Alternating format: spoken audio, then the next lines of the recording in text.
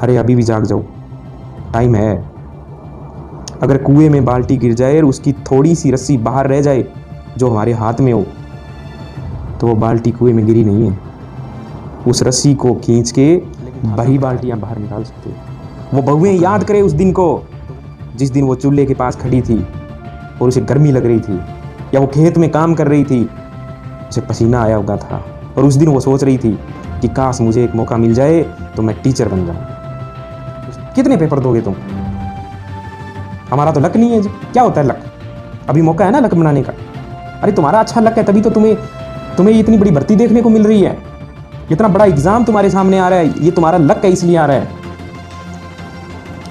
तुम हॉस्टल में हो, तुम कमरों में हो, तुम लाइब्रेरी में हो, ये तुम्हारा लक है।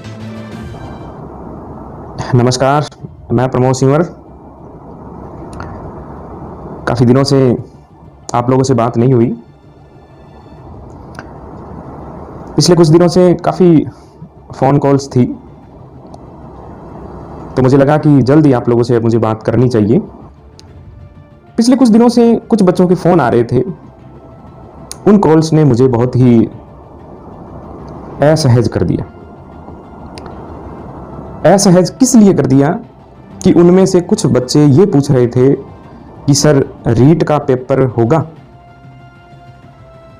अगर होगा तो हम इसकी तैयारी कैसे करें? जब पेपर का समय 2 महीने बचा है और अब आप अगर ये बात पूछ रहे हो कि हम पेपर की तैयारी कैसे करें, तो इतना पूछने से ही ना माइंड का टेम्परेचर बढ़ जाता है और मन करता है कि आपसे मैं ये बात पूछूं कि ये रीट का एग्जाम कितनी बार आगे हुआ है। कम से कम 4 बार तो मुझे याद है। कितना समय मिला आपको? पूरे 2 वर्ष।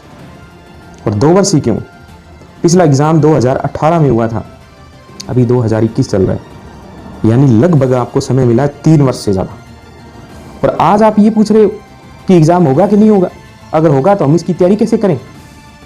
तो मैं आपसे पूछता हूं कि आप पिछले 3 वर्ष से क्या कर रहे थे? क्या आपने सिर्फ घर वालों को बेवकूफ बनाया? उन्हें तो आप एक बार बेवकूफ बनाओगे, आप जिंदगी भर जो बेवकूफ बनोगे वो। अरे कुछ शर्म करो। 3 वर्ष हो गए तुम्हें तैयारी करते हुए, आज तुम ये पूछ रहे हो कि इसका पेपर होगा कि नहीं होगा? अगर होगा तो हम क्या तैयारी करें? और मैं तो ये कहता हूं कि वो लड़का या वो अभ्यर्थी जो इस समय आके पूछ रहा है कि मैं तैयारी कैसे करूं, उसका सिलेक्शन हो ही नहीं सकता। कैसे होगा जब 3 वर्ष से उसे ये नहीं पता कि सिलेबस में आएगा क्या, मुझे तैयारी कैसे करनी है। वो अभी तैयारी की बात कर रहा है, और वो भी सिर्फ 2 महीने के लिए। मैं कहता हूं कि जो ऐसे बच्चे हैं जिनको अभी भी नहीं पता कि तैयारी कैसे करनी है या इसमें क्या आएगा, वो घर वालों को बेवकूफ न बनाए, अपना बोरिया बिस्तरा समेटे और घर आ जाए। उनको शर्म आनी चाहिए। उनको याद करना चाहिए अपने बाप का वो चेहरा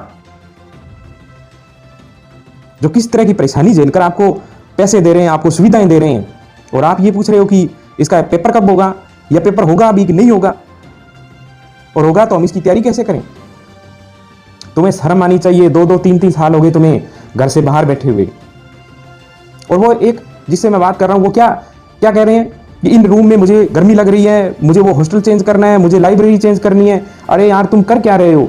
जब पेपर के 60 दिन बचे हैं, बच्चा जी जान लगा देता है, और तुम लाइब्रेरियां, ये हॉस्टल, ये रूम चेंज करने में लगे हुए हो। अरे मुझे शर्म आती है। आप कौन सा मुंह लेके घर आओगे जब आपका रीट में सिलेक्शन नहीं हुआ तो? मैं तो कहता हूं कि ऐसे लड़के जो अभी गुमराह कर रहे हैं, उनके माँ बाप को अगर पता लग जाए तो तुरंत उनको घर पे बुला लेना चाहिए। उनको काम में ऐसा पीड़ना चाहिए कि उन्हें याद आ जाए कि जो दिन हमने खराब किए हैं वो वाकई हमारे लिए बहुत जिंदगी में या फ्यूचर में हमारे लिए मुश्किल क्रिएट करेंगे। और वो लड़कियां, मैंने कुछ लड़कियों के कमरों में, रूम में उनके देखे, मैंने कहा चलो इनकी पढ़ाई देखते हैं कैसे चल रही है, पढ़ रही है कि नहीं। अरे तुमने तो अपने रूम को पार्लर बना रखा है, ब्यूटी पार्लर। क्या तुम इनके लिए गए थे वहां? क्या हो जाएगा 4 दिन अगर तुमने ये सौंदर्य प्रदान वाली ये चीजें नहीं लगाई तो? अरे आप लोगों ने अपना ध्यान नहीं रखा, अपनी सेहत का ध्यान अगर 5 दिन, 10 दिन, 20 दिन नहीं रखा तो मर जाओगे क्या? जिंदगी में मौके बार बार नहीं मिलते हैं। ये आने वाले 60 दिन है ना, आपकी आने वाली 60 साल की जिंदगी को चेंज करने वाले हैं मेरे दोस्त। इसे पहचानो। जिंदगी में मौके नहीं मिलेंगे। कुछ लोग ये कह रहे हैं ना कि मेरी तो फर्स्ट टाइम बीएड है जी और मैं अगली बार फिर दे लूंगा। अरे बाद में मौके मिल भी जाएंगे ना तो मान के चलना मजबूरियों वाले डंडे भी आपको फ्री में साथ में मिलेंगे। बाद में उन डंडों को संभालना। और मुझे शर्म आती है वो बहुएं जो पहले चिल्ला रही थी कि हमें घर में काम करवाया जाता है, हमें खेत में काम करवाया जाता है, हमें तो पशुओं का काम है, हम पढ़ाई कैसे करें। अभी दिया है ना टाइम, अभी तुम क्या कर रहे हो? तुम जो शपथ ग्रहण करके आए थे, घर से जो कसम खा के आए थे, वो भूल गए हो। अभी भी मौका है, तुम अपने आप को चेंज कर सकते हो। क्यों अपने माँ बाप की इज्जत के पीछे पड़े हुए हो? क्यों उनकी इज्जत लुटाना चाहते हो? कितने सपने देखे उन्होंने आपके लिए।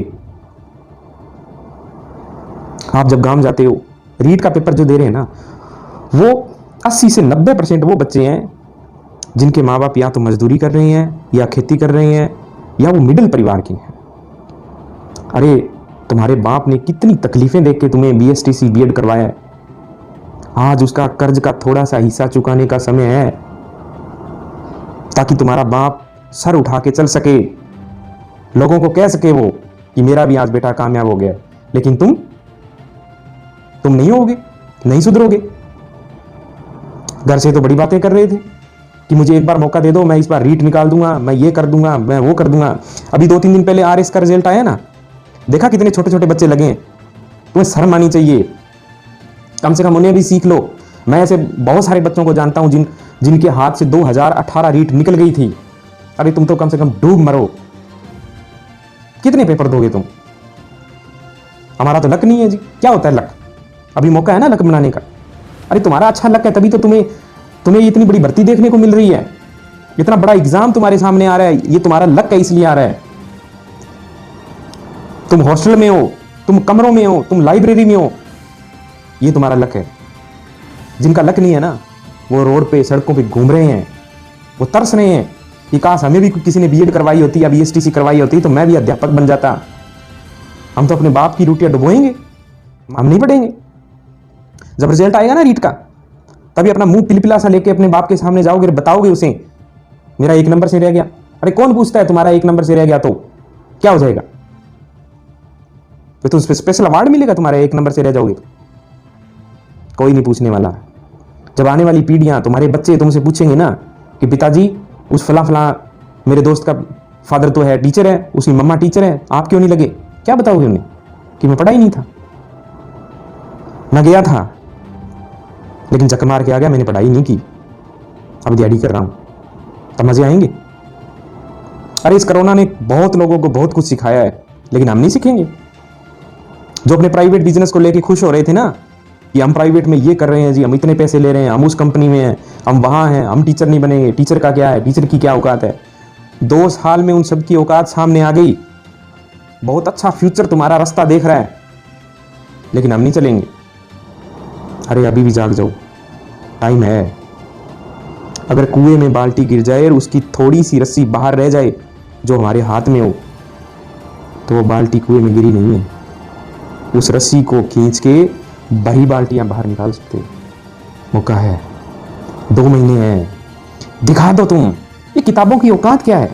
अरे किताबें तो मैं ये मानता हूं कि अगर कोई मन में ठान ले तो 10 दिन में कितनी भी बड़ी किताब हो वो याद हो सकती है, लेकिन ठालना पड़ता है। वो बहुएं याद करे उस दिन को जिस दिन वो चूल्हे के पास खड़ी थी और उसे गर्मी लग रही थी, या वो खेत में काम कर रही थी, उसे पसीना आया हुआ था, और उस दिन वो सोच रही थी कि काश मुझे एक मौका मिल जाए तो मैं टीचर बन जाऊं। उस लड़की को सोचना चाहिए जिसके माँ बाप ने उसके लिए सपने देखे, और उस लड़के को तो अवश्य रूप से सोचना चाहिए कि उसकी आने वाली पीढ़ियां उसे क्या कहेगी जब उसके दोस्त टीचर होंगे और वो कहीं प्राइवेट। कुछ नहीं है मेरे दोस्त, कुछ नहीं पड़ा बाकी चीज़ों में।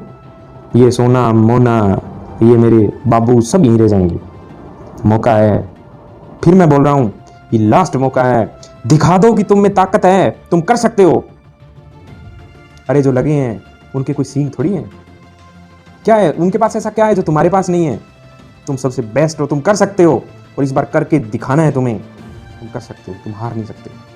तुम हार के लिए पैदा ही नहीं हुए। 60 दिन में कुछ नहीं होता। मैं तो ये कहता हूं कि अगर किसी बंदे को ये बोल दिया जाए कि तू पंखे पे उल्टा लटका रहे 60 दिन, उसके बाद मैं तेरे को 40-40 हज़ार रुपये देना स्टार्ट कर दूंगा, वो व्यक्ति उस पंखे पे भी लटकने को तैयार हो जाएगा। तुम्हें तो बैठ के पढ़ना है, और पढ़ने से आसान काम भी क्या हो सकता है। कोई विशेष पकवान अगर 60 दिन नहीं खाएंगे तो मरेंगे नहीं। अगर 60 दिन विशेष रूप से हम नहाएंगे नहीं तो मरेंगे नहीं। अगर कमरे से बाहर 60 दिन नहीं निकलेंगे तो हम मरेंगे नहीं। और मैं तो यह कहता हूं कि बेरोजगारी में मर भी गए तो क्या है, कौन पूछने वाला है? कोई नहीं पूछने वाला। तुम्हारी वैल्यू ही नहीं है। अभी मौका है अपनी वैल्यू बनाने का।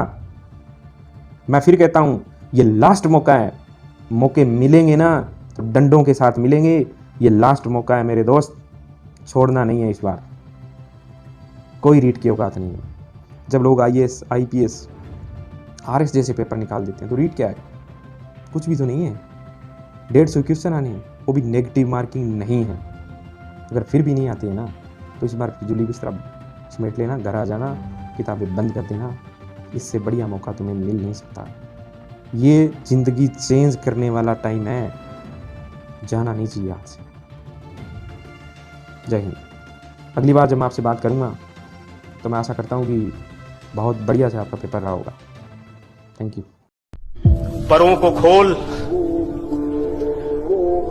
जमाना उड़ान देखता है। उसी तरह सुनिएगा दोस्तों। जी शकील भाई। परों को खोल, जमाना उड़ान देखता है। परों को खोल, जमाना उड़ान देखता है। जमीन पे बैठ के क्या आसमान देखता है। मिला है हुस्न तो इस हुस्न की हिफाजत कर, संभल के चल, तुझे सारा जहान देखता है। वाह वाह वाह वाह।